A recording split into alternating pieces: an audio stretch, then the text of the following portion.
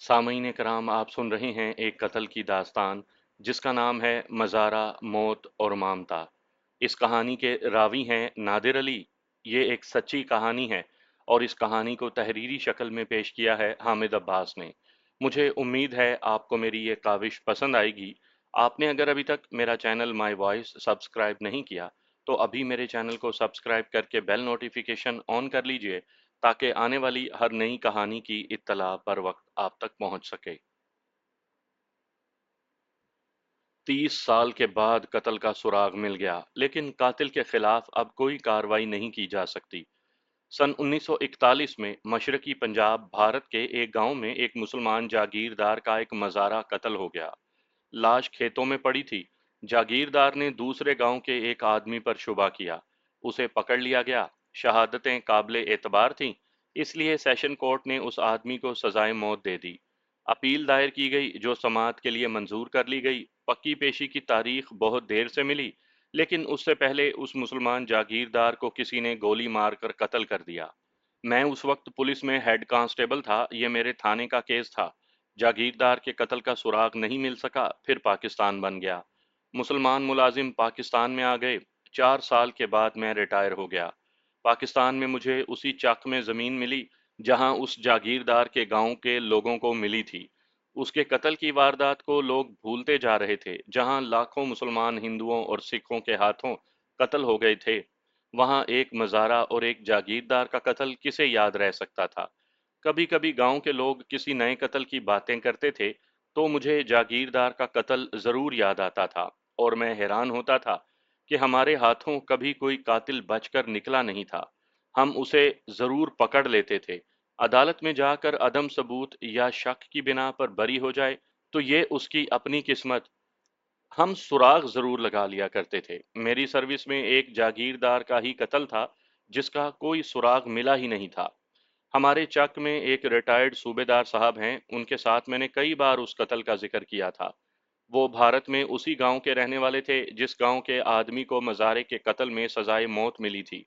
वो जागीरदार को और उस आदमी को बहुत अच्छी तरह से जानते थे। वो भी अक्सर हैरत का इजहार करते थे कि जागीरदार का कातिल कौन था, और ये बात भी मशकूक थी कि मज़ारे का कातिल वही आदमी था जिसे सेशन कोर्ट ने सजाए मौत दी थी। पिछले साल एक बूढ़ी औरत मर गई। हम जनाजे के साथ गए। जब उस बुढ़िया की मैयत कब्र में उतारी जा रही थी, मैं और सूबेदार साहब जरा दूर खड़े थे। सूबेदार साहब अपनी आदत के खिलाफ खामोश थे। वो तो हमेशा बातें करते रहते थे। जब कब्र पर मिट्टी डाल दी गई और बहिश्ती कब्र पर पानी छिड़कने लगा तो सूबेदार साहब ने मुझे कहा, जागीरदार का कातिल दफन हो गया है। मैंने हैरत ज़दा होकर उनकी तरफ देखा तो उन्होंने कहा, इस बहादुर औरत ने जागीरदार को कत्ल किया था। अब बेशक सारी दुनिया को सुना दो।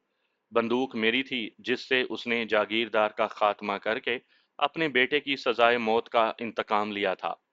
मेरा जहन मुझे 30 साल पीछे भारत के उस गांव में ले गया जहां हमारे थाने का in charge sub inspector Karan Singh और हवालदार शंकर और मैं जागीरदार की रिपोर्ट पर गए थे। मज़ारे की लाश खेतों में पड़ी थी। कुल्हाड़ी से उसकी खोपड़ी कटी हुई थी। जिस्म पर कुछ गैर कुदरती निशान थे। लाश के इर्द गिर्द बहुत से आदमी खड़े थे जो सब के सब मज़ारे थे। जागीरदार भी मौजूद था। उसने चार मज़ारों की तरफ इशारा करके कहा कि ये वारदात सूरज निकलने से पहले इनके सामने हुई है। कातिल फलां गांव का रहने वाला है। उसका नाम अहमद है। सही नाम कुछ और था। मैं ये नाम इसलिए नहीं बता रहा कि उस खानदान के लोग अभी जिंदा हैं। चारों मज़ारों ने बारी बारी अहमद का नाम लिया और यही एक बयान दिया कि मकतूल हल चला रहा था। अहमद आया और मकतूल को बुलाया। ये मज़ारे दूसरे खेतों में काम कर रहे थे। उन्होंने मकतूल को अहमद के करीब जाते देखा। उनके दरमियान कुछ बातें हुई।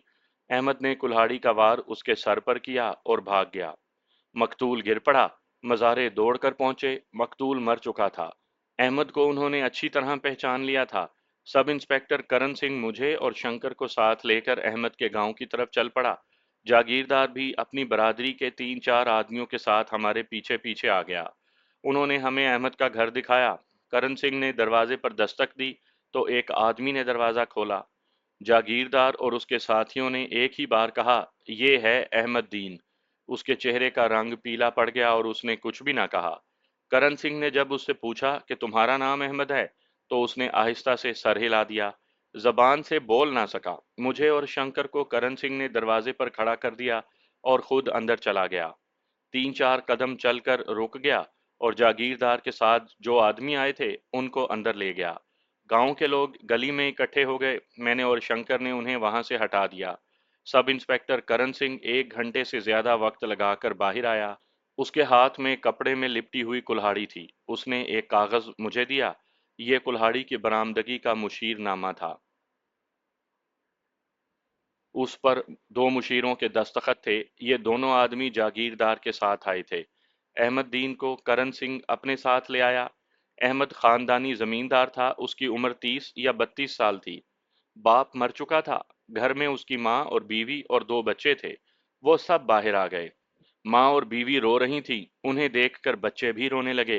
अहमद ने उन्हें बुलंद आवाज से कहा, हौसला करो, मैंने डाका नहीं डाला, दुआ करो। फिर उसने गांव वालों से कहा, तुम सबको मालूम हो जाएगा कि यह किस्सा क्या है। गांव के 2 आदमियों ने करण सिंह को रोक लिया और पूछा कि वो अहमद को क्यों अपने साथ लेकर जा रहे हैं। करण सिंह के बजाय जागीरदार ने ताना देकर जवाब दिया, जब इसकी लाश फांसी से उतरकर यहाँ आएगी तो तुम्हें पता चल जाएगा इसे कहाँ ले जा रहे हैं। अहमद ने ललकार कर कहा, गांव वालों, गम ना करो, जो अल्लाह करेगा। फांसी का नाम सुनकर अहमद की मां दौड़ी आई। उसने जागीरदार के मुंह पर दोनों हाथ मार कर कहा, सारा जहान देखेगा कि लाश किसकी आती है। मेरा दूध सच्चा हुआ तो सारा जहान देखेगा। मैंने इन बातों की तरफ तवज्जो ना दी। ऐसी बातें हम रोजमर्रा सुना करते थे। गांव के लोग एक दूसरे को पुरानी दुश्मनी की वजह से कत्ल और जख्मी करते रहते थे, और जब हम गिरफ्तारी करने जाते थे तो दोनों फरीक एक दूसरे को इसी तरह ताने दिया करते थे। लेकिन मुझे मालूम नहीं था कि यहाँ तो कोई और ड्रामा खेला जा रहा है।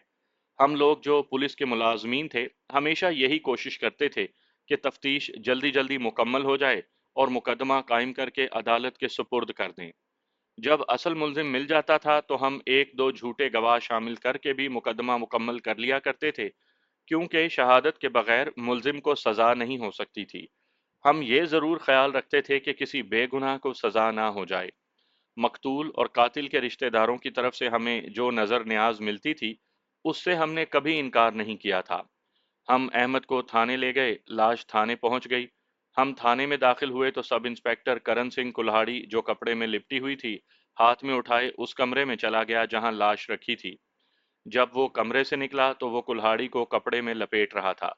इससे मालूम होता था कि उसने अंदर जाकर कुल्हाड़ी कपड़े से निकाली थी और अब उसे दोबारा लपेट रहा था। लाश और कुल्हाड़ी शहर भेज दी गई और उनके साथ जरूरी कागजात भी भेजे गए। मुलजिम से पूछताछ शुरू हुई तो उसने कहा, मेरा मकतूल के साथ कोई ताल्लुक नहीं था, वो बेचारा मज़ारा था और मैं राजपूत जात का मुसलमान हूँ। मेरी एक मज़ारे के साथ भला क्या दुश्मनी हो सकती थी। उन लोगों के साथ मेरा कोई खेत भी नहीं था, ना उनके साथ पानी का झगड़ा है। मुझे यह भी मालूम नहीं कि मकतूल था कौन, उसका नाम क्या था और उसकी उम्र कितनी थी। तुम्हारे खिलाफ शहादत मुकम्मल है, करण सिंह ने हंसकर कहा। इकबाल जुर्म नहीं करोगे तो भी कोई फर्क नहीं पड़ेगा। चौधरी साहब यानी जागीरदार ने तुम पर शक किया है, और 4 आदमियों ने क्यों कहा है कि उन्होंने तुम्हें मज़ारे के सर पर कुल्हाड़ी मारकर भागते देखा है। चौधरी मेरा दुश्मन है, मुलजिम ने जवाब दिया। क्या दुश्मनी है, करण सिंह ने पूछा। ये नहीं बताऊंगा, मुलजिम ने जवाब दिया। ना बताओ, करण सिंह ने कहा। तुमने दुश्मनी का नाम लेकर अपने खिलाफ ये साबित कर दिया है कि तुम कातिल हो। कत्ल की वजह तुमने खुद बता दी। मुलजिम ने यह सुना तो मुस्कुराने लगा। शंकर ने पीछे से उसकी कमर पर लात मारी और गाली देकर कहा, हंसता है। मुलजिम फर्श पर बैठा था। लात लगी तो वो मुंह के बल जा पड़ा। वहां से वो बहुत तेजी से उठा और शंकर के पेट में घूंसा मारा। शंकर आगे को दोहरा हुआ तो मुलजिम ने उसके मुंह पर इस कदर जोर से घूंसा मारा कि शंकर जमीन से उठा और पीछे दीवार से जा लगा। वो गिर पड़ा और बेहोश हो गया। मुलजिम ने करण सिंह की तरफ कहर से देखा और कहा, अगर किसी ने मुझ पर हाथ उठाया तो याद रख थानेदार, तेरा एक एक बच्चा कत्ल हो जाएगा। लिख लो कि मैंने कत्ल किया है, मैंने उसके सर पर कुल्हाड़ी मारी थी। मैं हैरान हूं कि करण सिंह बड़ा जालिम थानेदार था, वो बैठा क्यों रहा। मुलजिम अहमद दरअसल आम किस्म का देहाती नहीं था। जमीन जायदाद वाला आदमी था। उसका जिस्म मजबूत और खूबसूरत था और उसके चेहरे पर जलाल था। शंकर को बेहोश करके उसका चेहरा सुर्ख हो गया था और आंखें जलते हुए कोयले बन गई थीं। उसकी आवाज में शहजादों वाला रोब और दबदबा था। सब इंस्पेक्टर करण सिंह ने हेड कांस्टेबल शंकर की तरफ देखा। वो उठ रहा था, उसकी नाक से खून बह रहा था। वो उठा तो कमरे के एक कोने की तरफ दौड़ा। वहां एक हथकड़ी पड़ी थी, उसने हथकड़ी उठा ली और उसकी जंजीर को दोहरा करके अहमद को मारने के लिए दौड़ा। करण सिंह ने कुर्सी से उठकर उसे रोक लिया और गुस्से से कहा, खबरदार, तुम्हें किसने कहा था कि इसे मारो? तफ्तीश मैं कर रहा हूं या तुम? निकल जाओ बाहर। दो घूंसे खाकर होश नहीं रही तो अपनी मां के कसम को जंजीर से मारने दौड़ता है। शंकर बाहर निकल गया तो करण सिंह ने मुझे कहा कि मुलजिम को हवालात में बंद कर दो। फिर मुलजिम से कहा, तुम पर कोई हाथ नहीं उठाएगा अहमद, नाराज ना होना। मैंने उस कंजर की औलाद को नहीं कहा था कि तुम्हें मारे। तुम हवालात में जाओ और अपने बीवी बच्चों के हाल पर रहम करके सोचो। अगर दुश्मनी की वजह बता दोगे तो बाबा नानक की कसम खाकर वादा करता हूं कि फांसी नहीं चढ़ने दूंगा। सरदार जी, मुलजिम ने जवाब दिया, फांसी के तख्ते पर खड़ा कर दो, दुश्मनी की वजह नहीं बताऊंगा। उसे हवालात में बंद करके मैं करण सिंह के पास गया तो उसने मेरे साथ राजदारी से बातें शुरू कर दी। मुझ पर उसे बहुत भरोसा था। उसने कहा, नादरे, इस इलाके में सिर्फ हिंदू होते तो हम बड़े मजे में नौकरी करते। सिखों और मुसलमानों ने जीना हराम कर रखा है। कत्ल की 8 वारदातें सिखों की हैं और 6 मुसलमानों की। 14 कत्ल हमारे सर पर पड़े हैं, शहादतें पूरी नहीं हो रही। 10 वारदातें डाके की दर्ज हैं और बाकी छोटे मोटे केस देख लो। अब ये वारदात आ गई है। तुम्हारा शक पक्का नहीं कि कातिल अहमद ही है? मौके के 4 गवाह साफ गवाही दे रहे हैं, मैंने जवाब दिया। आला कत्ल आपने बरामद किया है, मैंने तो नहीं देखा कि उस पर कोई दाग धब्बा था। कुल्हाड़ी शीशे की तरह चमक रही थी, करण सिंह ने कहा। लेकिन नादरे, तुम मेरे यार हो, तुमने हमेशा मेरी इज्जत रखी है। एक बात दिल में रख लो, मैंने कुल्हाड़ी का फल लाश के जख्म में डालकर जरा खोपड़ी में रगड़ा था। फिर लाश की खुली हुई खोपड़ी में से 5 बाल कुल्हाड़ी के साथ चिपका दिए। तुमने देखा होगा कि मैं कमरे में लाश देखने गया था तो कुल्हाड़ी साथ ले गया था। कुल्हाड़ी के साथ मगज के छोटे छोटे 2-3 टुकड़े चिपक गए थे। मैंने कुल्हाड़ी लाश के साथ शहर भेज दी है। मैंने कुल्हाड़ी की बरामदगी के मुशीर नामे पर भी चौधरी के गांव के आदमियों के अंगूठे लगवाए हैं। मैंने वहां से वापस आते रास्ते में चौधरी को बता दिया था कि अदालत में दोनों मुशीर ये गवाही देंगे कि जब कुल्हाड़ी बरामद हुई तो उसके फल के साथ खून और बाल थे। मैं भी तो पुलिस का हेड कांस्टेबल था। मुझे शक हुआ कि करण सिंह की जेब जागीरदार ने गर्म कर दी है। मैंने साफ साफ कह दिया कि खालसा जी, हम भी बाल बच्चेदार हैं, तनख्वाह में कहाँ गुजर होती है। आप हिस्सा देते हैं तो बच्चे पेट भर कर खाते हैं। करण सिंह ने बाबा नानक की कसम खाकर कहा, एक पाई हराम है नादरे। मैंने अभी कोई सौदा नहीं किया। मैंने ये कारीगरी इस वास्ते की है कि 14 कत्ल और 10 डाके पहले ही हमारी जान को खा रहे हैं। मुझे यकीन हो गया है कि मुलजिम अहमद कातिल है, लेकिन इस्तगासा कमजोर रह जाएगा और केस सजा होने से रह जाएगा। शहादत पक्की करने के लिए मैंने कुल्हाड़ी को लाश की कटी हुई खोपड़ी में रगड़ा था। केस बिल्कुल साफ था, मगर मुलजिम ने यह कहकर टुनटुना डाल दिया है कि चौधरी के साथ उसकी कोई दुश्मनी है। मुलजिम ये नहीं बता रहा कि दुश्मनी है क्या। मैं डरता हूं कि वो अदालत में जाकर ये साबित कर देगा कि उसने मकतूल को हिफाजत खुद इख्तियारी में मारा है। हमें दुश्मनी की वजह मालूम करनी पड़ेगी। और तुम जानते हो ना नादिर, कि कत्ल की वजह बताए बगैर इस्तगासा कितना कच्चा होगा। करण सिंह गाली माँ बहन की दिया करता और कसम बाबा नानक की खाया करता था। जब वो झूठ बोलता था तो गालियां ज्यादा देता और बाबा नानक के साथ गुरु अर्जन और गुरु गोबिंद सिंह की कस्में भी खाया करता था। और जब सच बोलता था तो सिर्फ बाबा नानक की कसम खाता था।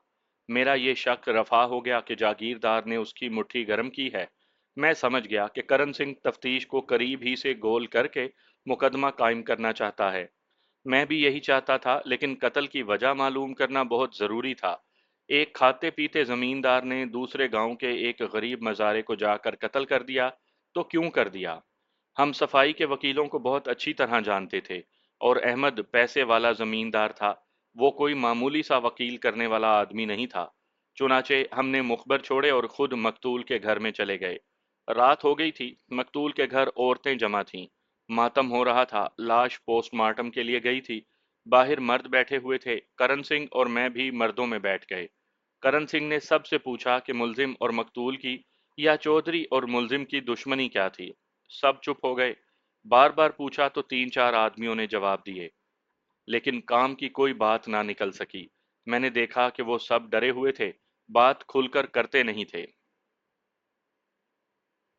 आखिर एक बूढ़े ने हाथ जोड़कर कहा, बादशाहों की दुश्मनियों को हम क्या जाने, हम तो गरीब मज़ारे हैं। दुश्मनी होगी तो जमींदारों की होगी।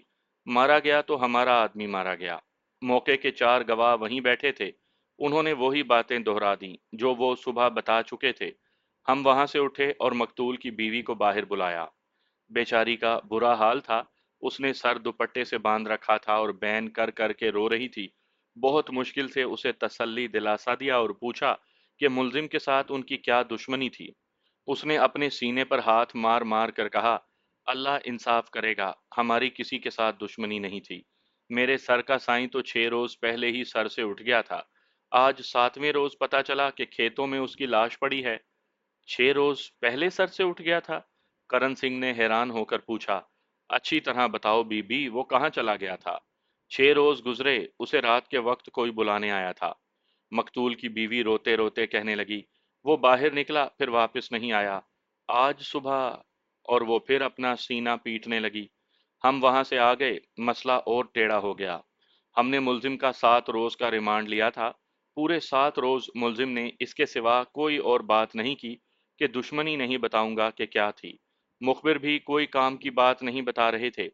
उन्होंने ये बताया कि वो सब मज़ारों के ख़ानदान हैं, चौधरी का दिया खाते हैं और उसके ग़ुलाम हैं।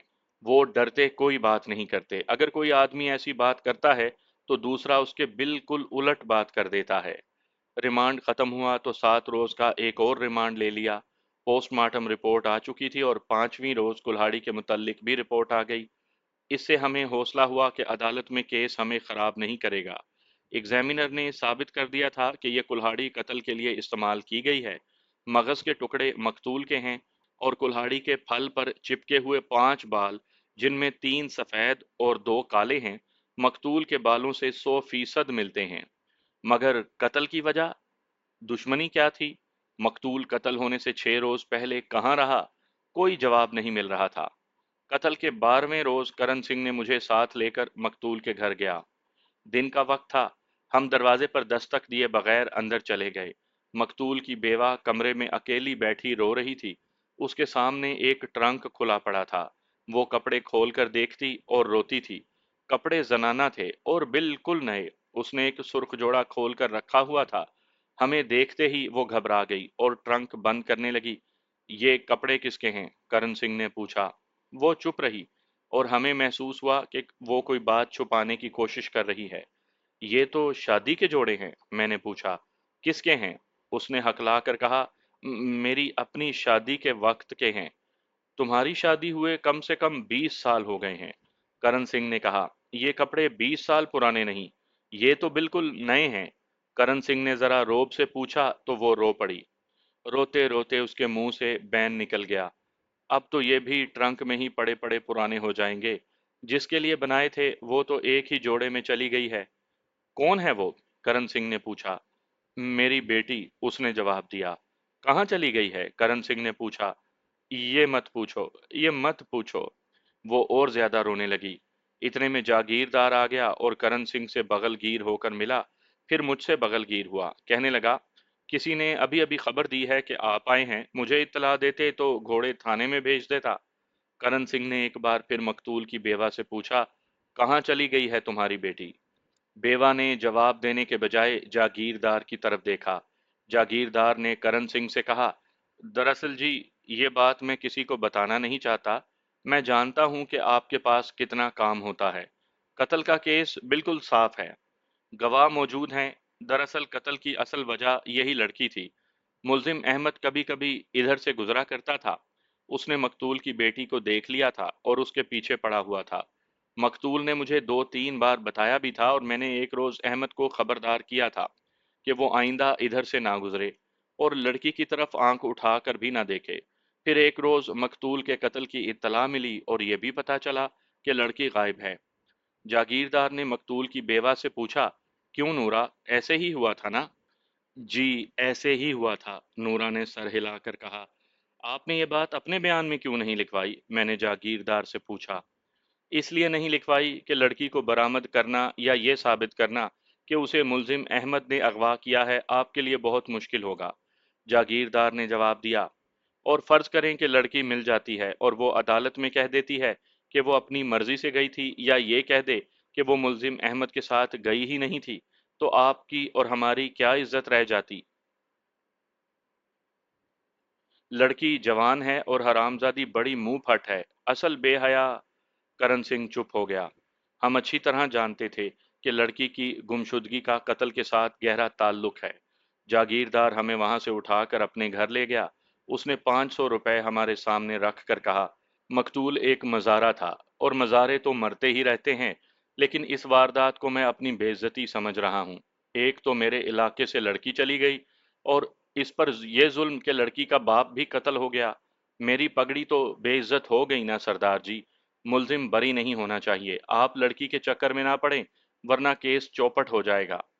करण सिंह ने 500 रुपया उसकी तरफ सिरकाते हुए कहा, चौधरी जी, मैंने इस्तगासा मजबूत करने के लिए जो किया वो कोई और इंस्पेक्टर नहीं कर सकता। अब आप हमसे लड़की की गुमशुदगी गोल करना चाहते हैं? इसके लिए 500 तो बहुत थोड़े हैं, 5,000 की बात करें। करण सिंह समझ गया था कि लड़की के साथ जागीरदार का ताल्लुक जरूर है, वरना एक मजारे के कत्ल में कौन जागीरदार इतनी दिलचस्पी लेता और अपने पल्ले से रकम देता है। करण सिंह ने कहा, लड़की की बरामदगी केस में बहुत जरूरी है। क्यों नादरे? क्यों नहीं जी, मैंने कहा, अगर अदालत में मुलजिम ने सफाई में लड़की को पेश कर दिया तो आप क्या करेंगे? करण सिंह बोला, ना चौधरी जी, मैं ऐसा खतरा तो कभी सर पर नहीं लूंगा। नादरे, जा भाई, मकतूल की बेवा को लेकर आ, उसे थाने ले चलते हैं, यही तो वारदात की जड़ है। चौधरी उठकर दूसरे कमरे में चला गया। करण सिंह ने मुझे कहा, 2,000 दे दे तो भी ठीक है, अगर थोड़े दे तो उसे इसी तरह डराते रहना। इतने में जागीरदार हाथ में नोट उठाए आ गया।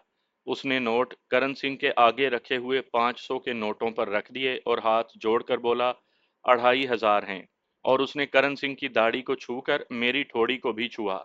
करण सिंह ने सारे नोट मेरे हाथ में देकर कहा, ले भाई, तुझे मंजूर है तो ये रकम तू रख ले। मैंने उसे कहा, इंस्पेक्टर साहब, ये लोग आखिर मेरे मुसलमान भाई हैं, रख लें, इनकी इज्जत रह जाएगी। हमारी चाहे नौकरी चली जाए, करण सिंह ने कहा। अल्लाह मालिक है, मैंने कहा और रकम अपनी जेब में डाल ली। हम वहां से थाने चले गए। अब ये उम्मीद थी कि मुलजिम की तरफ से भी कोई नजराना आएगा, लेकिन किसी ने बात ना पूछी। हमने मुलजिम से लड़की के मुतल्लिक पूछा तो उसने हंसकर जवाब दिया, अल्लाह बेहतर जानता है। उसे हमने लालच भी दिए, लेकिन उसने वही जवाब दिया। करण सिंह ने उसकी मिन्नत की और पूछा कि लड़की कहाँ है और क्या उसे वो अदालत में पेश करेगा। करण सिंह ने उसे यकीन दिला दिया कि वो लड़की की बरामदगी को गोल कर रहा है। मुलजिम ने जवाब दिया, सारा फसाद उसी लड़की की खातिर हो रहा है। मैं तुमसे वादा करता हूं कि लड़की का अदालत में नाम तक नहीं लूंगा। अगर मैं लड़की को कचहरी चढ़ा दूं तो फिर तुम्हें दुश्मनी की सारी बात ही क्यों ना बता दूं। ये लड़की मेरी अपनी इज्जत है। उसे मैंने उस शैतान चौधरी की बदकारी से बचाया है। मज़ारों की कोई जवान लड़की उस चौधरी से बची हुई नहीं। उस एक लड़की को मैंने बचाया है। वो बहुत दूर चली गई है। मैं उसे कचहरी चढ़ाकर बेइज्जत नहीं करूंगा।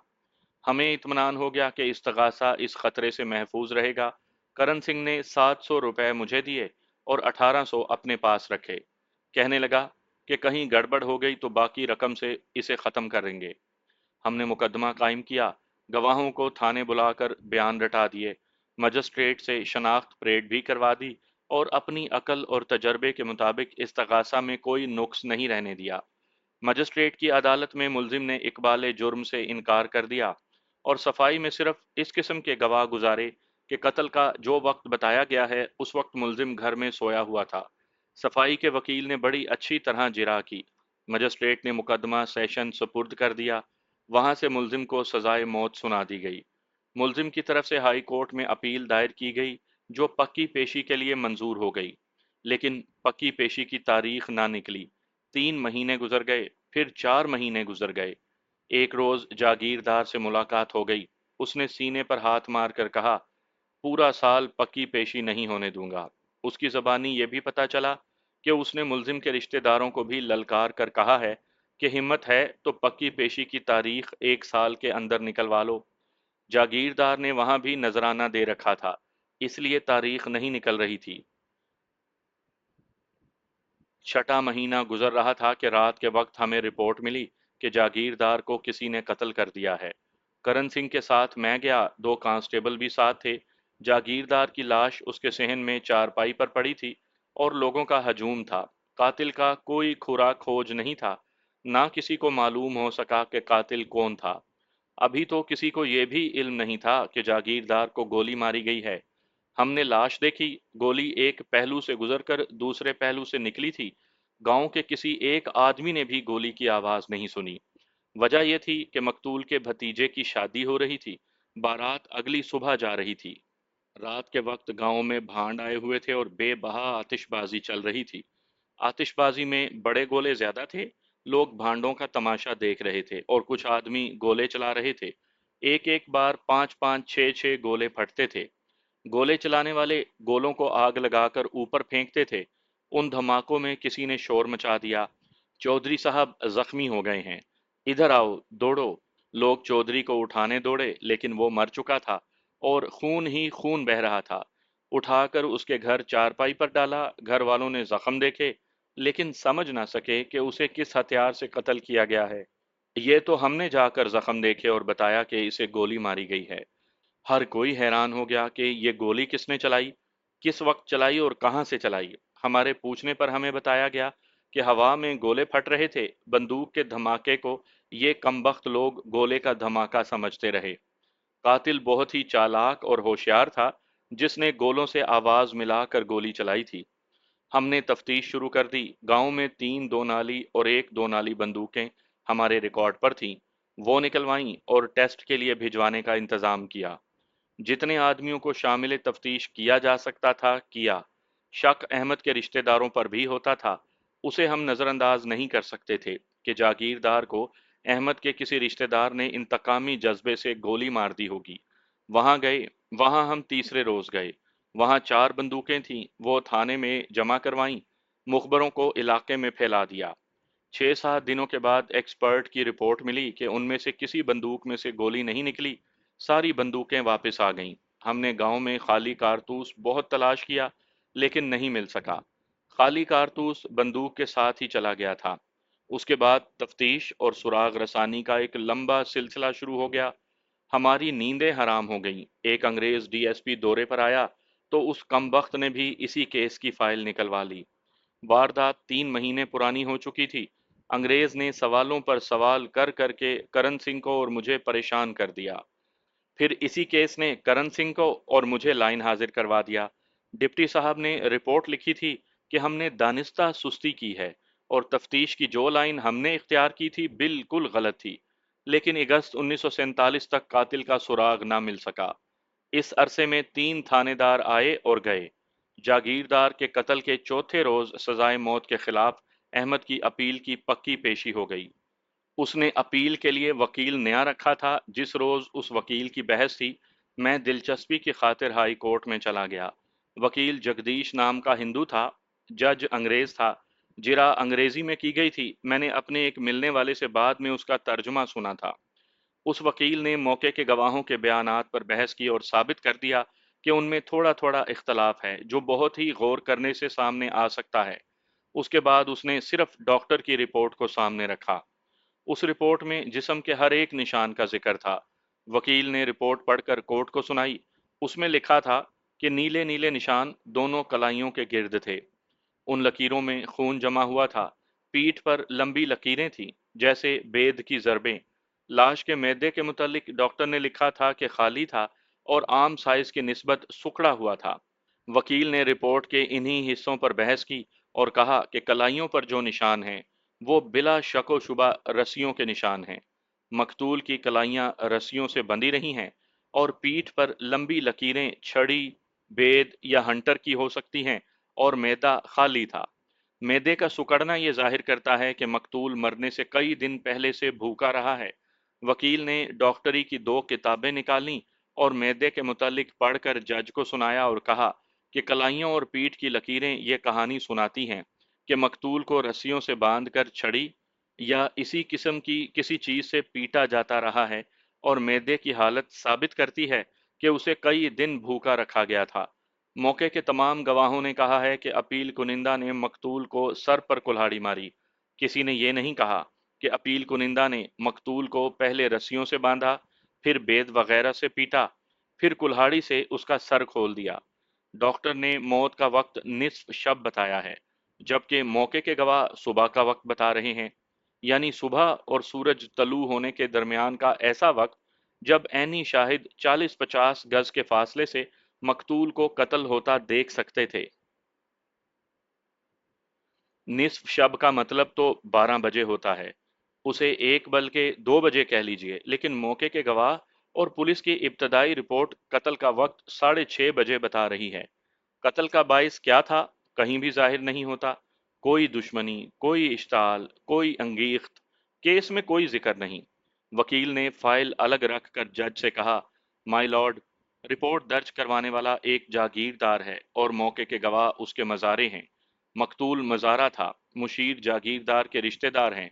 आपको शायद इल्म नहीं कि जागीरदार अपनी जागीर का बादशाह होता है। मज़ारों की इज्जत उसके कदमों में होती है। जागीरदारी में बड़े बड़े पुरस्रार वाक़यात होते हैं। ये कत्ल उनमें से एक है। मकतूल को जागीरदार ने अपनी कैद में रखा, उसके हाथ रस्सियों से बांध कर रखे, उसे भूखा रखा। जब वो मरने के करीब पहुंचा तो उसे आधी रात के वक्त खेतों में ले जाकर सर में कुल्हाड़ी मार कर कत्ल कर दिया। ये कत्ल जागीरदार की जागीर में हुआ है, अपील कुनिंदा के खेतों में नहीं हुआ। वकील ने मजीद कहा, माय लॉर्ड, रियासतों और जागीरदारों के मिजारे भूखे ही रहते हैं, लेकिन इतने भूखे नहीं कि उनके मैदे खाली होकर सुकड़ जाएं। ये लोग मकई के चंद दाने मुंह में फेंक कर अपने मैदे की कुदरती साइज को कायम रखते और जागीरदारों के गोदाम दानों से भरते रहते हैं। मकतूल का मैदा बताता है कि उसे कई रोज तक भूखा रखा गया था और बांध कर कैद में रखा गया। ये कारस्तानी जागीरदार की है। इस रात से सिर्फ एक गवाह ने पर्दा उठाया है, जिसकी तरफ सेशन जज ने तवज्जो नहीं दी। वकील सफाई ने उस गवाह से पूछा कि मकतूल की औलाद कितनी है। उसने जवाब दिया कि सिर्फ एक लड़की है। अब आप ये जिरा सुनिए। वकील ने फाइल में से जिरा पढ़कर सुनाई। लड़की की उम्र कितनी है? 21-22 साल। शक्ल सूरत कैसी है? बहुत शक्लदार है। जागीरदार के घर जाती होगी। मैंने 2 दफा जागीरदार के घर से उसे निकलते देखा है। तुम जागीरदार के घर में काम करते हो? जी, मैं उनका खास मुलाजिम हूँ। मकतूल कभी जागीरदार के घर गया था? कत्ल होने से 7-8 रोज पहले मैं उसे बुलाने गया था। चौधरी साहब ने उसे बुलाया था, वो आ गया था। जी। वापस कब गया था? गवाह घबरा गया और उसकी जबान हकलाने लगी। बड़ी मुश्किल से रुक रुक कर उसने जवाब दिया, मैंने उसे वापस नहीं जाते देखा था। फिर उसे कितने दिनों के बाद देखा? जब वो कत्ल हो चुका था। वकील ने कहा, यह है कत्ल की असल कहानी। कातिल जागीरदार है। अपील कुनिंदा को उसने क्यों पकड़वाया? उसका क्या ताल्लुक था? दुश्मनी क्या थी? कत्ल की तहरीक क्या थी? मुकदमे की फाइल कुछ नहीं बताती। इस्तगासा इस मामले में खामोश है। जज ने डॉक्टर की रिपोर्ट पढ़ी और अहमद को शक का फायदा देकर बरी कर दिया। हिंदू वकील ने अहमद को फांसी के तख्ते से उतार लिया। उस वक्त सब इंस्पेक्टर करण सिंह जागीरदार के कत्ल की तफ्तीश में कोताही करने की पादाश में लाइन हाजिर हो चुका था। उसके बाद एक हिंदू थानेदार भी आया और करण सिंह से ज्यादा बेइज्जत होकर निकला। मैं अपनी जगह पर कायम था। मुझे खुशी थी कि अहमद सजाए मौत से बरी हो गया है। पहले पहल मैं उसी को मज़ारे का कातिल समझता था। बाद में मुझे शक होने लगा, और जब केस कोर्ट में गया तो मुझे यकीन हो गया कि अहमद बेगुनाह है। पुलिस हवालदार की हैसियत से तो मैं सिर्फ इस बात पर ही बहुत खुश था कि एक केस ठिकाने लगा, लेकिन इंसान की हैसियत से मैं बहुत सोचा करता था कि मज़ारे का कातिल कौन था, अहमद को जागीरदार ने क्यों पकड़वाया, और मकतूल की जवान लड़की का कत्ल के साथ क्या ताल्लुक था, वो कहाँ चली गई है, और अहमद उसे क्यों अपनी इज्जत समझकर तफ्तीश में शामिल नहीं करना चाहता था। और सबसे ज्यादा हैरत वाली वारदात तो जागीरदार का कत्ल था। उसे गोली मारने वाले का बाल बराबर सुराग भी नहीं मिल रहा था। ये सवाल मुझे बेचैन करते रहते थे। مزارے کا قتل عام قسم کی واردات نہیں بلکہ ڈرامہ تھا۔ میں یہ ڈرامہ معلوم کرنا چاہتا تھا۔ ہم اپنے علاقے میں تو جاتے ہی رہتے تھے۔ میں نے احمد کے ساتھ دوستی پیدا کر لی۔ وہ بہت ہی اچھا آدمی تھا اور باعزت خاندان سے تعلق رکھتا تھا۔ ہماری دوستی پکی ہو گئی تو میں نے اسے ایک روز کہا کہ وہ مجھے پولیس کا ملازم نہ سمجھے، نہ میں مخبری کر رہا ہوں، مجھے مزارے کے قتل کا راز بتا دے۔ وہ فوراً مان گیا اور کہنے لگا کہ اس میں چھپانے والی کوئی بات نہیں ہے۔ اس نے جو ڈرامہ سنایا وہ آج 30 سال گزر جانے کے بعد بھی مجھے لفظ با لفظ یاد ہے۔ اس نے سنایا کہ میں ایک روز فلاں گاؤں چلا گیا۔ اپنی ذات برادری کے ایک گھر میں ماتم ہو گیا تھا۔ میری بیوی میرے ساتھ تھی، اپنے دونوں بچے بہت چھوٹے تھے۔ دودھ پیتے بچے کو ہم ساتھ لے گئے، بڑے کو نانی کے پاس چھوڑ گئے۔ ہمیں اسی رات واپس آنا تھا۔ وہاں گئے، شام کو جنازہ پڑھا اور رات ابھی شروع ہی ہوئی تھی جب میں اور میری بیوی اپنے گاؤں کو چل پڑے۔ لوگوں نے ہمیں روکا اور کہا کہ رات کا وقت ہے، راستہ خطرناک ہے، صبح چلے جانا، لیکن ہم ماتم والے گھر رات نہیں گزارنا چاہتے تھے۔ 5-6 کوس کا فاصلہ تھا، ہم نکل کھڑے ہوئے۔ احمد کی کہانی سنانے سے پہلے میں آپ کو یہ بتانا چاہوں گا کہ جس علاقے سے اسے گزرنا تھا وہاں ایک برساتی نالہ گزرتا تھا جو گہرائی میں تھا۔ برسات کا موسم نہ ہو تو نالہ خشک رہتا تھا۔ اس کے کنارے پر دور دور تک علاقہ اونچا نیچا اور ویران تھا، درخت زیادہ تھے۔ اس نالے کے اندر راہزنی کی وارداتیں ہوتی رہتی تھی۔ ایک تو نامی گرامی راہزن اور ڈاکو تھے جو اکیلے وکیلے دیہاتی پر ہاتھ نہیں اٹھاتے تھے۔ وہ روپے پیسے والوں کو لوٹتے تھے، باراتوں اور ڈولیوں کو لوٹ لیتے تھے اور ہاتھ نہیں آتے تھے۔ دوسری قسم کمینے راہزنوں کی تھی جو اکیلے اور نہتے راہ گیر پر بھی حملہ کر دیتے اور اسے زخمی کر کے لوٹتے تھے، خواہ اس کی جیب سے صرف ایک دوانی ہی نکلے۔ احمد جوان تھا اور نڈر، اس کی بیوی بھی جوان اور دلیر تھی۔ احمد کے پاس کلہاڑی تھی، دودھ پیتا بچہ اس کی بیوی نے اٹھا رکھا تھا۔ وہ گپ شپ لگاتے چلتے گئے، چاندنی صاف تھی، اکتوبر نومبر کا موسم تھا۔ وہ نالے میں سے گزر کر اونچے کنارے میں بنے ہوئے ایک راستے سے اوپر چڑھے۔ اس وقت احمد آگے اور اس کی بیوی 4 قدم پیچھے تھی۔ احمد نے یہ واقعہ اپنی زبان میں اس طرح سنایا: کنارہ اونچا تھا اس لیے راستے کی ڈھلان زیادہ تھی۔ میں اوپر چڑھ گیا، بیوی بچے کو اٹھائے ہوئے آہستہ آہستہ چڑھ رہی تھی۔ میں ذرا آگے نکل گیا، اچانک مجھے بیوی کی ہلکی سی چیخ سنائی دی اور بچہ بڑی زور سے رویا۔ میں نے پیچھے مڑ کر دیکھا تو شفاف چاندنی میں مجھے یہ نظر آیا کہ ایک آدمی نے پیچھے سے بازو میری بیوی کی گردن کے گرد لپیٹ کر اس کی آواز دبا رکھی تھی اور دوسرے آدمی نے اس کی ٹانگیں بازوؤں میں جکڑ کر اسے اٹھا لیا تھا۔ میرا بچہ زمین پر پڑا رو رہا تھا، وہ ماں کے بازوؤں سے گر پڑا تھا۔ میں نے دیکھا لیکن میں بیوی کی کوئی مدد نہ کر سکا کیونکہ 1-2 سیکنڈ میں 2 اور آدمی میری طرف دوڑ کر آئے۔ دونوں کے ہاتھوں میں لاٹھیاں تھیں، وہ 4 تھے اور میں اکیلا۔ میں ان کے مقابلے میں آ گیا۔ دونوں نے مل کر مجھ پر وار کیا۔ میں نے ایک لاٹھی کو تو ہوا میں ہی کلہاڑی کی ضرب سے روک لیا اور میری ضرب سے اس کی لاٹھی ٹوٹ گئی۔ دوسرے کی لاٹھی میرے کندھے کو چھو کر زمین پر لگی کیونکہ میں ایک طرف ہو گیا تھا۔ ان میں سے ایک نے دوسروں کو آواز دے کر کہا: پہلے اسے ختم کرو، یہ لٹھ باز معلوم ہوتا ہے۔ میں نے ٹوٹی ہوئی لاٹھی والے پر وار کیا لیکن وہ تیزی سے ایک طرف ہو کر بچ گیا۔ انہوں نے منہ اور سر پگڑیوں میں لپیٹ رکھے تھے، اس لیے پتہ نہیں چلتا تھا کہ سکھ ہیں یا مسلمان۔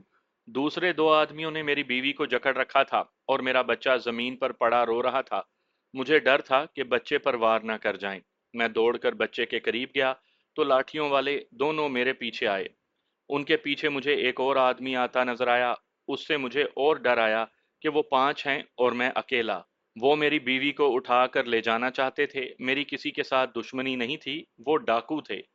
5ویں آدمی نے 2 ڈاکوؤں کے پیچھے آ کر ان میں سے ایک کے سر پر وار کیا۔ اس کے پاس لاٹھی تھی، ڈاکو چکرا کر گر پڑا۔ اس کا ساتھی جوں ہی گھوما، 5ویں آدمی نے دائیں طرف سے لاٹھی گھما کر اس کے سر پر دے ماری۔ وہ بھی چکرایا۔ میں بے حد حیران ہوا کہ یہ 5واں آدمی کون ہے۔ آنکھ جھپکتے اس نے 2 کو اندھا کر دیا اور اس نے آواز دی: گھبرانا نہیں جوان، میں تمہارے ساتھ ہوں۔ اس سے مجھے یقین ہو گیا کہ وہ ڈاکوؤں کا ساتھی نہیں ہے۔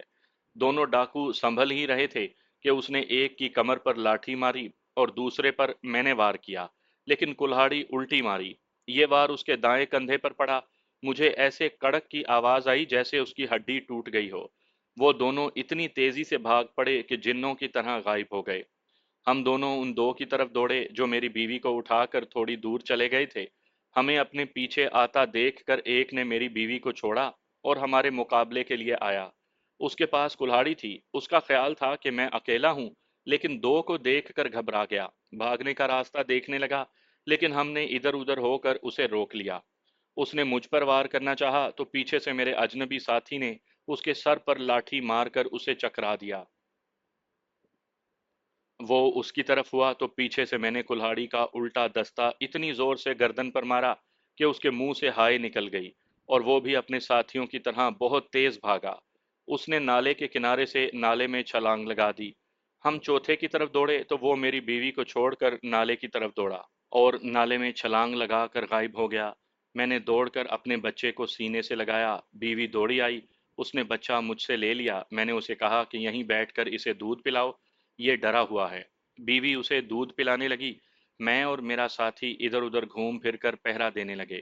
بیوی بچے کو دودھ پلا چکی تو ہم چل پڑے۔ بیوی ڈری ہوئی بالکل نہیں تھی، سخت غصے میں ڈاکوؤں کو گالیاں دے رہی تھی۔ میں نے اس اجنبی سے پوچھا کہ وہ کون ہے؟ وہ تو اللہ کا بھیجا ہوا فرشتہ تھا۔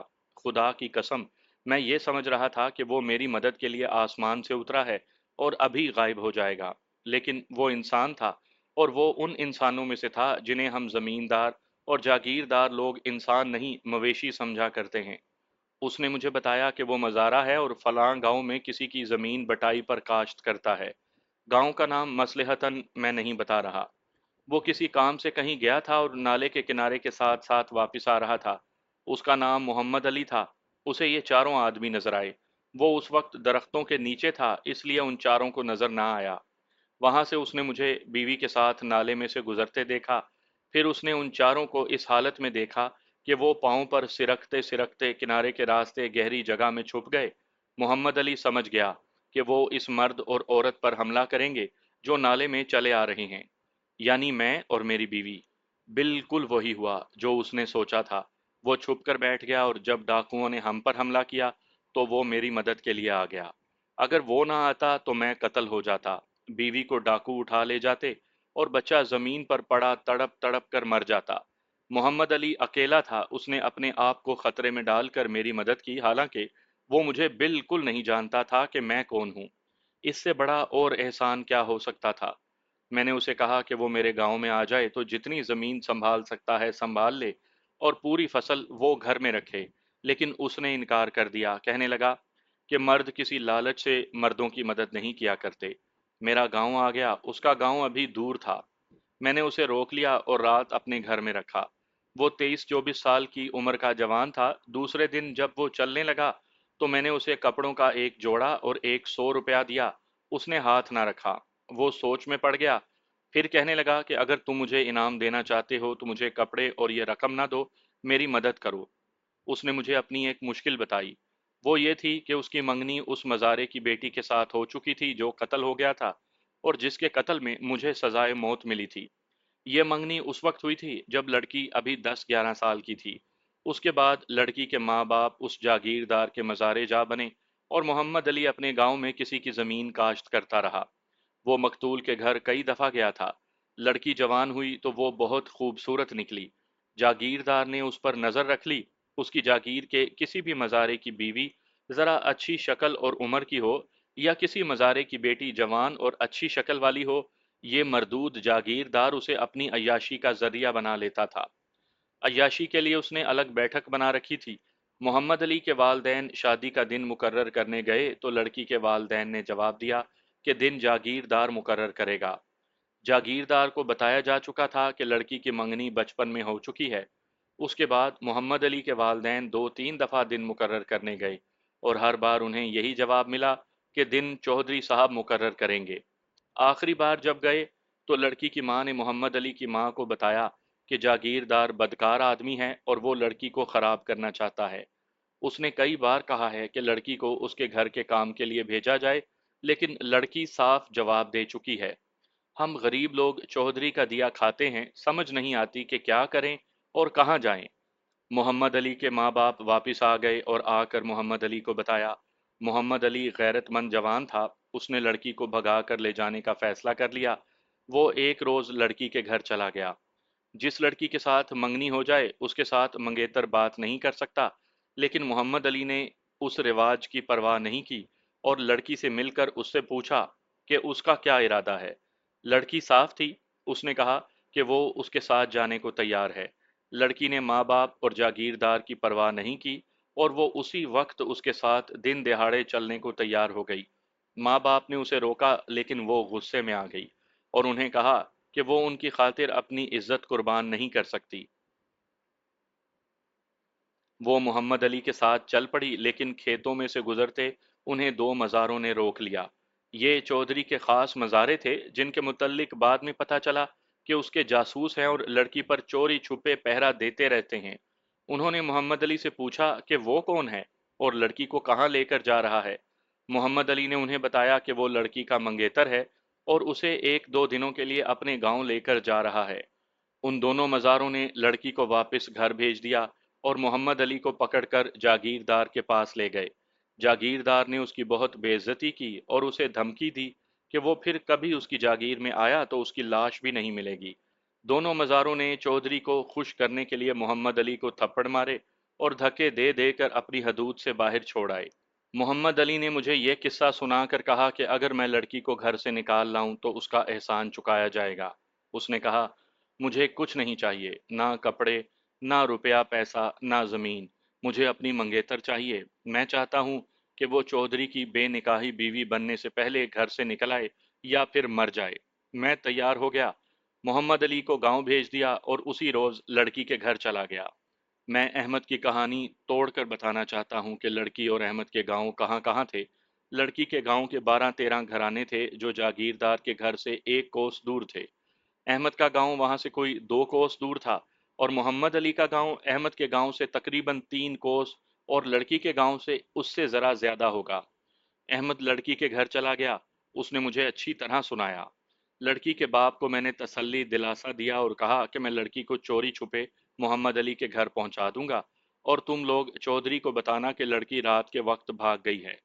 باپ پہلے تو ڈرتا رہا، کوئی باپ اپنی لڑکی کو کسی غیر مرد کے ساتھ جانے نہیں دیتا، خواہ اس کی جان چلی جائے، لیکن یہ لوگ مزارے ہیں، انہیں ہم نے یقین دلا دیا ہے کہ تمہاری کوئی عزت نہیں، تمہاری بیٹیاں اور بیویاں بھی تمہاری نہیں، تم صرف اناج اگانے اور گالیاں کھانے کے لیے پیدا ہوئے ہو۔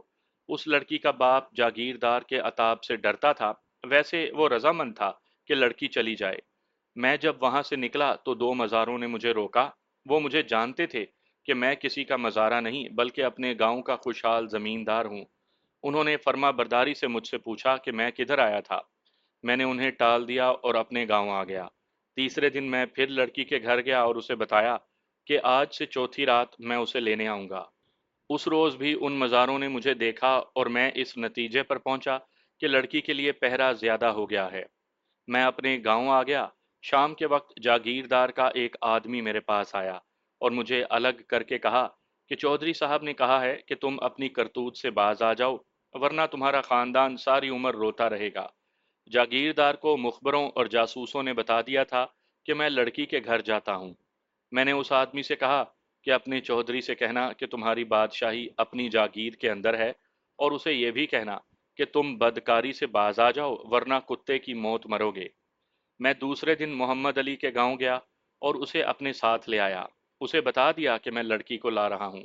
اس نے کہا کہ وہ بھی ساتھ چلے گا، لیکن میں نے اسے کہا کہ اس طرح میں احسان پوری طرح نہیں چکا سکوں گا اور یہ بھی خطرہ ہے کہ وہ کہیں مارا ہی نہ جائے۔ وہ رات آئی جب مجھے لڑکی کو لانا تھا۔ میں لڑکی کو سب کچھ سمجھا آیا تھا۔ مجھے گاؤں کے قریب ایک خاص جگہ کھڑے ہونا تھا اور لڑکی کو وہاں تک پہنچنا تھا۔ میں وہاں جا کھڑا ہوا، ادھر سے 2 آدمی باتیں کرتے آہستہ آہستہ آ رہے تھے۔ میں چھپ کر بیٹھ گیا۔ وہ میرے قریب سے گزرے تو ان کی باتوں سے میں نے اندازہ لگایا کہ وہ پہرا دے رہے ہیں۔ وہ آگے چلے گئے تو مجھے اندھیرے میں کوئی اپنی طرف آتا دکھائی دیا۔ رات گھپ اندھیری تھی، وہ سایہ میرے قریب آ گیا تو پتا چلا کہ وہی لڑکی ہے۔ میں اٹھ کھڑا ہوا۔ لڑکی نے کہا، جلدی چلو، میں گھر والوں کو سوتا چھوڑ آئی ہوں۔ لڑکی نے غلطی یہ کی کہ ذرا اونچی آواز میں بات کی۔ رات کی خاموشی میں اس کی آواز دور تک پہنچ گئی اور پہرے داروں نے سن لی۔ انہوں نے آواز دی، کون ہے؟ मैं लड़की को साथ लेकर फसल की ओट में झुक झुक कर चल पड़ा। पहरेदार दौड़े आए। उन्होंने शायद हमें देख लिया था, वो हमारी तरफ आ रहे थे। मैंने लड़की को फसल के अंदर छुपा दिया और खुद भी छुप गया। वो दोनों मेंढ पर आ रहे थे, हमारे करीब आकर रुक गए। एक कह रहा था कि कोई आदमी था, दूसरे ने कहा नहीं यार कुत्ता था। फिर एक की आवाज आई, चलो उसके घर चलकर देख ले, हरामजादी घर में है या नहीं। दूसरे ने गाली देकर कहा, ऐश करेगा चौधरी, और हम बेकार का पहरा देते फिर रहे हैं। दोनों गांव के अंदर चले गए तो हम फसल से निकले और छुपते छुपाते दूर निकल आए। जब अपने गांव के रास्ते पर पहुंचे तो मोहम्मद अली कुल्हाड़ी लिए खड़ा था। दूर से हमने देखा कि लड़की के गांव के इर्द गिर्द लालटेनें घूम फिर रही थी। वो लड़की को तलाश कर रहे थे। मैंने लड़की और मोहम्मद अली को एक और गांव में रखने का इंतजाम कर लिया था। रात ही रात उन्हें वहां छोड़ आया और रात के पिछले पहर अपने घर पहुंचा। मेरी बीवी के सिवा किसी को इल्म नहीं था कि मैंने रात को क्या किया है। बेशक ये एक नेकी थी, लेकिन अपनी बरादरी वाले यही कहकर मुझे बदनाम कर देते कि मैंने एक लड़की अगवा की या करवाई है। मैंने दूसरे दिन जाकर उनका निकाह पढ़वा दिया और मोहम्मद अली लड़की को लेकर अपने घर चला गया। खतरा यह था कि जागीरदार उसे वहां कोई नुकसान ना पहुंचाए। मैंने अपने दोस्त से मिलकर एक दूर दराज गांव में मोहम्मद अली को काफी सारी जमीन बटाई पर दिला दी और वो अपने सारे कुनबे को लेकर वहां चला गया। जिस रोज मैं निकाह पढ़वा कर अपने गांव में आया तो मैं बहुत ही खुश था कि मैंने एहसान का बदला चुका दिया है। लेकिन मुझे मालूम नहीं था कि अभी मेरी सख्त आजमाइश बाकी है। शाम के वक्त जागीरदार का वही आदमी जो मुझे उसकी धमकी वाला पैगाम देने आया था, मेरे घर आया और जागीरदार का ये पैगाम मुझे दिया, लड़की वापस कर दो वरना पछताओगे। मैंने जवाब दिया, लड़की अपने सर के साईं के पास पहुंच गई है, हिम्मत है तो जाकर ले आओ। और अपने चौधरी से कहना कि लड़की को मैंने अपने हाथों तुम्हारी जागीर से निकाल कर वहां पहुंचाया है। उसके बाद मुझे कुछ भी पता न चला कि जागीरदार की बादशाही के अंदर क्या हो रहा है। मैं अपनी जगह होशियार रहा, लेकिन जागीरदार ने ऐसी चाल चली जो मैंने कभी सोची भी नहीं थी। 10-12 दिनों के बाद सिख थानेदार मेरा दरवाज़ा खटखटा रहा था। बाहर निकला तो आप भी थानेदार के साथ थे। फिर जो कुछ आपने किया और जो कुछ जागीरदार ने किया, वो तो सब आपको मालूम है। मैं अगर लड़की और मोहम्मद अली को अपनी सफाई में अदालत में ले आता, तो मुझे सजाए मौत ना मिल सकती। मैंने आपके साथ भी लड़की का जिक्र नहीं किया। जब आपने मुझसे उसके मुतल्लिक पूछा, तो मैंने साफ कह दिया कि वो मेरी इज्जत है और मैं उसे कुचहरी नहीं चढ़ाऊंगा। वो गरीब और पाक साफ लड़की है। मैं जब जेल में था, तो मोहम्मद अली मुझे मिलने के लिए वहां गया था। वो बहुत रोता था और कहता था कि मेरे पास पल्ले कुछ भी नहीं जिससे तुम्हारी मदद कर सकूं। मुझे अपने अल्लाह पर भरोसा था। अल्लाह ने मेरी मदद की और जागीरदार को सजाए मौत दे दी। मैंने उसे एक बार यह पैगाम भेजा था कि बदकारी से बाज आ जाओ वरना कुत्ते की मौत मरोगे। देख लो वो कैसी मौत मरा। उसके कातिल का किसी को पता नहीं चला। वो मरा भी इस तरह कि उसकी लाश बाहर जमीन पर पड़ी रही। मैंने अहमद को रसूल पाक सल्लल्लाहु अलैहि वसल्लम और कुरान की कसम खाकर कहा कि मैं ये राज दिल में रखूंगा। मुझे बता दो कि जागीरदार को किसने गोली मारी थी। उसने भी मेरी तरह कस्में खाकर कहा कि उसे बिल्कुल इल्म नहीं। मोहम्मद अली गरीब मजारा है, वो इतनी दूर से आकर उसे बंदूक से किस तरह मार सकता था। मैं खुद जेल में था। मेरा कोई सगा भाई नहीं, बाप भी मर चुका है। और कौन था मेरा बदला लेने वाला? कोई भी नहीं। अहमद ने आगे की कहानी इस तरह सुनाई। मैं रिहा होकर आया तो मोहम्मद अली अपनी बीवी को साथ लेकर मेरे घर आया। मैंने उन्हें 3-4 रोज अपने घर में रखा। लड़की ने बताया कि जागीरदार ने उसके जवान होने पर एक रोज अपने खास कमरे में बुलाया और उससे सर और टांगें दबवाता रहा। बहुत देर बाद उसने लड़की को 2 रुपए दिए और अगले रोज फिर बुलाया। लड़की गई तो जागीरदार फिर उससे टांगें दबवाने लगा। लड़की उसे अपने बाप की तरह समझती थी, लेकिन उसने लड़की के दोनों हाथ पकड़कर अपने ऊपर गिरा लिया। लड़की घबरा गई और हाथ पांव मारने लगी। जागीरदार ने उसे छोड़ दिया और 5 रुपए देकर कहा कि तुम तो मेरी बच्ची हो, कल फिर आना। लेकिन लड़की ना गई। वो उसकी नीयत भांप गई थी। कुछ दिनों के बाद वो खुद लड़की के घर पहुंच गया और उस घराने पर मेहरबानियां करने लगा। माँ बाप लड़की को समझाने बुझाने लगे कि वो जागीरदार के घर चली जाया करे, लेकिन लड़की ना गई। जब मोहम्मद अली के माँ बाप शादी का दिन मुकर्रर करने गए تو جاگیردار نے, جسے پہلے ہی لڑکی کے ماں باپ سے پتہ چل چکا تھا کہ لڑکی کی منگنی ہو چکی ہے, شادی رکوائے رکھی. پھر لڑکی کو میں نکال کر لے گیا. احمد نے لڑکی کی کہانی تو سنا دی, مگر مزارے یعنی لڑکی کے باپ کا قتل پھر بھی میرے لیے راز ہی رہا. پھر اسے کس نے قتل کیا تھا؟ میں نے اپنے طور پر کچھ عرصے بعد یہ راز بھی حاصل کر لیا. چونکہ جاگیردار خود بھی قتل ہو چکا تھا, اس لیے اس کے عزیزوں اور رشتہ داروں کے ساتھ تفتیش کے سلسلے میں اٹھنا بیٹھنا رہتا تھا. اس کا ایک بیٹا تھا جس کی عمر 16-17 سال تھی. ایک روز میں نے اس سے الگ کر کے پوچھا کہ وہ مزارے کے قتل کے متعلق کچھ بتا سکتا ہے یا نہیں. اس نے باپ کی طرح جھوٹ بولا کہ مزارے کو احمد نے قتل کیا تھا. دیکھو بیٹا, میں نے اسے کہا, مزارے کا قاتل تمہارا باپ تھا. اس نے مزارے کو اپنے گھر میں قید رکھ کر بھوکا مارا ہے. ڈاکٹر کی پوسٹ مارٹم رپورٹ پڑھو جس پر احمد کو وکیل نے بری کروایا ہے. جب تک تم یہ راز نہیں کھولو گے تمہارے باپ کے قاتل کا سراغ نہیں مل سکتا. لڑکا گھبرا گیا. آخر میرے زور دینے پر وہ پھوٹ پڑا. اس نے بتایا کہ اس نے ایک روز باپ کے الگ مکان میں جھانکا تھا. وہاں گھر کے کسی فرد کو جانے کی اجازت نہیں تھی. جاگیردار گھر والوں کو بتایا کرتا تھا کہ وہاں وہ مزاروں کے جھگڑے سنتا اور فیصلے کرتا ہے. اس لڑکے نے ایک رات وہاں جھانک کر دیکھا تو اسے اندر کمرے میں لڑکی کا باپ نظر آیا. اس کے ہاتھ پیٹھ پیچھے بندھے ہوئے تھے اور اس کا باپ اس کی پیٹھ پر بید مار مار کر کہہ رہا تھا, جب تک یہ نہیں بتائے گا کہ تو نے اپنی بیٹی کو کہاں بھیجا ہے نہیں چھوڑوں گا. اور مزارہ رو رو کر کہہ رہا تھا کہ اسے کچھ پتا نہیں. اس کے بعد لڑکے کو کچھ پتا نہیں کہ کیا ہوا. اتنی سی بات سے سارا بھید کھل گیا اور مجھے ہائی کورٹ میں وکیل کی جرح یاد آ گئی. جاگیردار کو شک تھا کہ مزارے نے خود لڑکی کو کہیں بھیج دیا ہے. اسے یہ سزا دی کہ اسے اپنی قید میں بھوکا رکھا اور بید سے مار مار کر جان سے ہی مار ڈالا. جب وہ مر گیا تو اسے کھیتوں میں لے جا کر سر میں کلہاڑی مار دی. یا ہو سکتا ہے کہ اس وقت وہ زندہ ہی ہو جب کھیتوں میں لے جا کر کلہاڑی سے اس کا سر کھول دیا گیا. اور جاگیردار نے اپنے مزاروں کو بیان پڑھوا کر موقع کے گواہ بنا دیا اور احمد کو گرفتار کروا دیا. اس نے ایک تیر سے 2 شکار مارنے کی کوشش کی تھی. پھر مجھے اور کرن سنگھ کو 2500 روپے رشوت دے کر تفتیش میں لڑکی کا نام نہیں آنے دیا. اب جاگیردار کا قتل رہ گیا تھا جس کے متعلق کوئی سراغ نہیں مل رہا تھا. اسے گولی ماری گئی تھی. رات کا وقت تھا اور اس کے بھتیجے کی شادی تھی. بے شمار آتش بازی کے گولے چل رہے تھے. گاؤں کے لوگ بندوق کے دھماکے کو بھی گولے کا دھماکہ سمجھتے رہے اور قاتل رات کے اندھیرے میں غائب ہو گیا. ملک تقسیم ہو گیا اور جاگیردار کا قتل ہندوستان کی فائلوں میں بھید بن کر وہیں رہ گیا. ہم لوگ پاکستان میں آ گئے. احمد اور اس کی ساری برادری پاکستان میں ایک جگہ آ کر آباد ہوئی. مجھے بھی وہیں زمین ملی. میں ریٹائر ہو گیا تو کھیتی باڑی شروع کر دی. پچھلے مہینے ایک بوڑھی عورت مر گئی تو احمد کے ہندوستان والے گاؤں کے ایک پینشنر صوبے دار نے مجھے کہا کہ جاگیردار کا قاتل دفن ہو گیا ہے. میں بہت حیران ہوا. جو دفن ہو گئی تھی وہ احمد کی ماں تھی. احمد 2 سال پہلے مر گیا تھا. صوبے دار نے مجھے قبرستان میں ہی جاگیردار کے قتل کی کہانی سنا دی.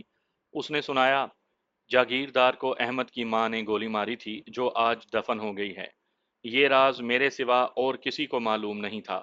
اسے یا گاؤں میں کسی کو بھی نہیں پتا تھا کہ جاگیردار نے احمد کو کس دشمنی میں اپنے مزارے کے قتل میں گرفتار کروایا تھا. احمد نے یہی بتایا تھا کہ اس کا ایک روز جاگیردار کے ساتھ جھگڑا ہو گیا تھا اور اس نے جاگیردار کی اس کے مزاروں کے سامنے بے عزتی کی تھی. جب احمد کو سیشن کورٹ سے سزائے موت ہو گئی تو اس کی ماں پاگل ہونے لگی. ایسی مصیبت میں ہم لوگ پیروں اور مرشدوں کے آگے جا سجدے کرتے ہیں اور تعویذ لکھوا لکھوا کر پاگل ہوتے رہتے ہیں. لیکن اس عورت کو سب پیر مرشد بھول گئے اور وہ ایک ہی رٹ لگانے لگی کہ میرا دوسرا بیٹا ہوتا یا میرا خامن زندہ ہوتا تو میں اس چودھری کو قتل کروا دیتی جس نے میرے بے گناہ بیٹے کو پھانسی کے تختے پر کھڑا کیا. احمد اس کا اکلوتا بیٹا تھا. ماں پاگل نہ ہوتی تو اور کیا ہوتا. گاؤں برادری کے ہر فرد کو اس کے ساتھ ہمدردی تھی, لیکن میرے دل میں کچھ زیادہ ہی ہمدردی پیدا ہو گئی تھی. میرا خون کھولتا رہتا تھا کہ دوسرے گاؤں کے ایک آدمی نے ہمارے گاؤں کے ایک اتنے اچھے جوان کو بے گناہ پھنسا دیا. مجھے ان کی دشمنی کا پتہ نہیں تھا کہ کیا تھی. ایک روز احمد کی ماں میرے پاس آئی اور کہنے لگی کہ صوبے دار, تمہارے پاس 2 نالی بندوق ہے, اس میں مجھے 2 کارتوس بھر دو, میں چودھری کو گولی ماروں گی. میں نے اسے تسلی دی کہ اپیل دائر ہو گئی ہے اور جو نیا وکیل کیا ہے اس نے یقین دلایا ہے کہ احمد بری ہو جائے گا۔ احمد کی ماں نے جواب دیا کہ کل چودھری کا ایک آدمی یہاں یہ کہہ کر گیا ہے کہ ہمت ہے تو اپنے آدمی کو پھانسی سے اتار لو، میں اپیل کی تاریخ ہی نہیں نکلنے دوں گا۔ واقعی پکی پیشی کی تاریخ نہیں نکل رہی تھی۔ اس عورت نے مجھے مجبور کر دیا کہ میں اسے بندوق دے دوں، لیکن وہ اسے مارے گی کیسے؟ یہ ایک مشکل سوال تھا۔ اس نے ایسی ایسی باتیں کی کہ مجھے بھی اپنے ساتھ پاگل کر دیا۔ میں تیار ہو گیا کہ چودھری کو میں اپنے ہاتھوں گولی ماروں گا۔ یہ ماں جب دانت پیس کر بولتی تھی اور اپنے اکلوتے بیٹے کا نام لیتی تھی تو پتھر بھی پگھل جاتے تھے۔ میں نے اسے کہا کہ چودھری کو میں قتل کروں گا، لیکن اس نے میرا گریبان پکڑ کر اور لال سرخ آنکھیں نکال کر کہا، خدا تمہیں تمہارے بچوں کے سر پر سلامت رکھے، بچہ میرا پھانسی چڑھ رہا ہے، میں بھی اس کے ساتھ پھانسی چڑھوں گی، تمہارے ہاتھ سے کیوں کسی کو قتل کرواؤں؟ میں نے اسے یقین دلایا کہ بندوق دے دوں گا، لیکن وہ جلد بازی سے کام نہ لے، کہیں ایسا نہ ہو کہ چودھری کو مارے بغیر ہی بندوق سمیت پکڑی جائے۔ میں نے اسے یہ بھی بتایا کہ یہ راز میرے اور اس کے سوا کسی کو معلوم نہیں ہونا چاہیے۔ وہ مان گئی۔ سچی بات یہ ہے کہ میں دل و جان سے اس قتل میں شریک ہو گیا اور احمد کی ماں کو گھر بھیج کر سوچنے لگا کہ چودھری کو کہاں اور کس وقت گولی ماری جائے۔ 2 3 دن گزر گئے۔ احمد کی ماں میری جان کھاتی رہی اور میں اسے تسلی دیتا رہا۔ ایک روز میں گاؤں کے چند ایک آدمیوں کے پاس کھڑا گپ شپ لگا رہا تھا کہ ایک آدمی نے کہا، چودھری کے گھر بڑی آتش بازی گئی ہے، بڑے گولے کوئی 200 300 ہوں گے، اس کے بھتیجے کی شادی ہے، آج رات وہاں جشن ہوگا۔ یہ آدمی شہر سے آیا تھا، وہاں اسے چودھری کے آدمی ملے تھے، وہ آتش بازی کا سامان لانے گئے تھے، انہوں نے اسے یہ سب کچھ بتایا تھا۔ میں پرانا فوجی تھا، میرے فوجی دماغ نے ایک اسکیم سوچ لی، میں نے احمد کی ماں کو الگ لے جا کر اسکیم سمجھا دی۔ مجھے معلوم تھا کہ جب گاؤں میں کسی کی شادی کا کھیل تماشا ہو تو گاؤں کا بچہ بچہ وہاں جمع ہو جاتا ہے، کسی کو اپنے گھر کا فکر نہیں رہتا۔ جب رات اندھیری ہو گئی تو میں بندوق میں 2 کارتوس ڈال کر باہر نکل گیا۔ احمد کی ماں باہر انتظار کر رہی تھی، میں اسے ساتھ لیے چودھری کے گاؤں کی طرف چل پڑا۔ منزل تک ہم 1 گھنٹے میں پہنچ گئے۔ اندھیرا ہمیں بہت فائدہ دے رہا تھا، میرا دل بری طرح دھڑک رہا تھا۔ اگر کھلی لڑائی ہوتی تو میں اتنا نہ گھبراتا۔ میں چوروں کی طرح جا رہا تھا۔ مجھے یہ دیکھ کر اطمینان ہوا کہ گاؤں میں بالکل ویسا ہی ماحول بنا ہوا تھا جیسا میں نے سوچا تھا۔ باہر میدان میں رنگ برنگی آتش بازی چلائی جا رہی تھی اور سارا گاؤں ایک جگہ اکٹھا ہو کر تماشا دیکھ رہا تھا۔ ہوائیاں اوپر جا رہی تھیں اور کچھ آتش بازی چکر میں گھومتی تھی اور اس میں سے رنگ دار شرارے نکلتے تھے۔ گولے اتنے زیادہ چل رہے تھے جیسے جنگ لگی ہوئی ہو، دھماکے ہی دھماکے تھے۔ بندوق احمد کی ماں کے ہاتھ میں تھی، گھوڑے چڑھے ہوئے تھے، صرف انگلی دبانی تھی۔ ہمیں چھپنے کے لیے بڑی اچھی جگہ مل گئی، وہاں چھپنے کی ضرورت تو تھی ہی نہیں۔ گاؤں کا سماں ایسا تھا کہ دوسرے گاؤں کے لوگ بھی شادی پر بلائے گئے تھے۔ رات کا وقت تھا اس لیے ہمیں کوئی غور سے نہیں دیکھ سکتا تھا۔ وہاں ہر کوئی ہر کسی کو شادی میں شریک سمجھتا تھا، مگر مسئلہ یہ تھا کہ چودھری کو گولی کس طرح ماری جائے۔ بھرے مجمع میں تو میں نہیں چاہتا تھا کہ احمد کی ماں اسے گولی مارے اور پکڑی جائے، وہ کہیں نظر نہیں آ رہا تھا۔ لیکن جب موت آتی ہے تو انسان اپنے آپ ہی موت کے سامنے جا کھڑا ہوتا ہے۔ چودھری نے بھی یہی کیا۔ میں اور احمد کی ماں گاؤں کی ایک گلی کے منہ پر کھڑے تھے۔ گلی سنسان پڑی تھی، آسمان میں گولے پھٹ رہے تھے اور زمین پر بھی گولے پھٹ رہے تھے۔ ہمیں گلی میں کسی کی آواز بالکل اپنے قریب سنائی دی، اوئے کون ہو تم؟ جاؤ ذرا مراج دین کو میرے پاس بھیج دو۔ وہ چودھری تھا۔ میں نے کہا چودھری صاحب؟ وہ ہم سے 8 10 قدم دور تھا۔ اس نے غصے سے کہا، ہاں ہاں دوڑ کر جاؤ، مراج دین کو دیکھو کہاں ہے۔ احمد کی ماں نے میرے کہے بغیر گولی چلا دی، لیکن اس کے ساتھ ہی ہوا میں 4 5 گولے پھٹے اور بندوق کا دھماکہ گولوں کے دھماکوں میں مل گیا۔ خود مجھے یہی دھوکا ہوا تھا، لیکن احمد کی ماں نے کہا، دیکھو صوبے دار، مردود زندہ تو نہیں؟ چودھری گر پڑا تھا، اس کے منہ سے کوئی آواز نہیں نکلی تھی۔ تب مجھے پتا چلا کہ گولی چل چکی ہے۔ اب وہاں رکنے کا وقت نہیں تھا۔ میں نے بہت جلدی سے چودھری کی نبض دیکھی، وہ شاید مر چکا تھا، اگر زندہ ہوتا تو ضرور تڑپتا۔ میں نے احمد کی ماں کو بازو سے پکڑا اور وہاں سے کھسکے دوسری گلی میں سے گزر کر گاؤں سے نکل گئے، ہمیں کوئی بھی نہ دیکھ سکا۔